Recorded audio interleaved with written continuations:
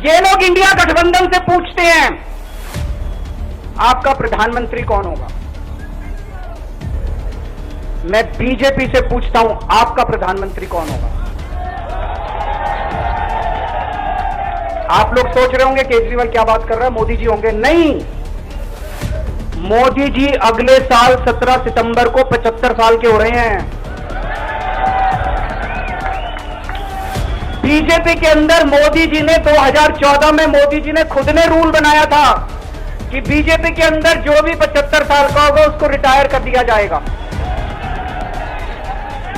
सबसे पहले आडवाणी जी को रिटायर किया गया, उसके बाद मुरली मनोहर जोशी जी को रिटायर किया गया, फिर सुमित्रा महाजन को रिटायर किया गया, फिर यशवंत सिन्हा को रिटायर किया गया।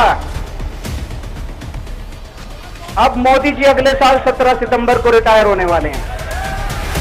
तो मैं बीजेपी से पूछना चाहता हूं आपका प्रधानमंत्री का दावेदार कौन है। दोस्तों, अगले साल 17 सितंबर तक अगर इनकी सरकार बनी तो उस पर भी आऊंगा मैं। अगर इनकी सरकार बनी तो पहले अगले 2 महीने में योगी जी को निपटाएंगे ये, और उसके बाद मोदी जी के सबसे खास अमित शाह को ये प्रधानमंत्री बनाएंगे। तो मैं लोगों को, देश के लोगों को आगाह करना चाहता हूं, मोदी जी अपने लिए वोट नहीं मांग रहे। मोदी जी अमित शाह को प्रधानमंत्री बनाने के लिए वोट मांग रहे हैं। मैं पूछना चाहता हूं मोदी जी से और अमित शाह जी से, ये मोदी की गारंटी पूरी कौन करेगा? क्या अमित शाह मोदी की गारंटी पूरी करेंगे? जब आप अगर जो वैसे तो मेरे को लगता है मैं भी आऊंगा उसके ऊपर, मुझे नहीं लगता इनकी सरकार बन रही है,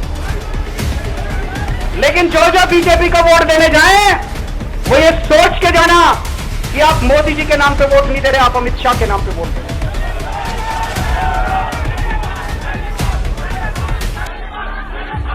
अब एक खुशखबरी है आप लोगों के लिए, अब एक खुशखबरी है, सबको बता देना जो मैंने बातें कही है बड़ी सोच समझ के कही है।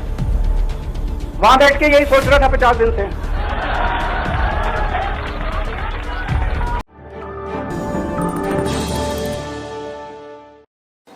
मेरे को इन्होंने जेल भेज दिया। प्रधानमंत्री जी कह रहे हैं मैं भ्रष्टाचार से लड़ रहा हूं। देश के सबसे बड़े चोर, उचक्के और डकैतों को इन्होंने अपनी पार्टी में शामिल कर लिया।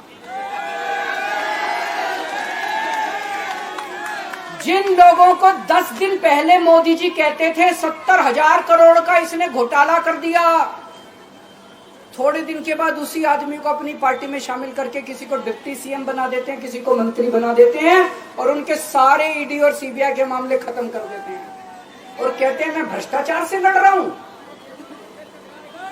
मैं मोदी जी को कहना चाहता हूं, भ्रष्टाचार से अगर लड़ाई लड़नी है तो केजरीवाल से सीखो। प्रधानमंत्री जी, भ्रष्टाचार के खिलाफ लड़ाई केजरीवाल ने लड़ी है। 2015 में जब दिल्ली में हमारी सरकार बनी थी, हमारे एक मंत्री का एक ऑडियो मेरे पास किसी ने व्हाट्सएप कर दिया। उस ऑडियो में मेरा मंत्री किसी दुकान वाले से 5 लाख रुपए मांग रहा था। किसी मीडिया वाले को नहीं पता था, विपक्ष को नहीं पता था, आप लोगों को याद होगा।